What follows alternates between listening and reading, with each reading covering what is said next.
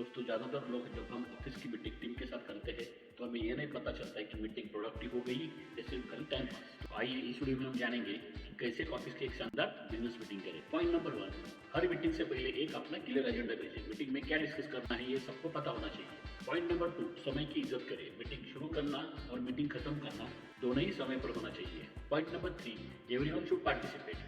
ऐसा नहीं हो कि मीटिंग में हर बार आप ही बोलते रहो, लेकिन हर मीटिंग में हर एक को बोलने का मौका मिलना चाहिए। पॉइंट नंबर 4, हर मीटिंग में नोट्स बनाइए और उसके साथ साथ एक्शन पॉइंट्स तय कीजिए, वरना मीटिंग के बाद हर कोई भूल जाता है।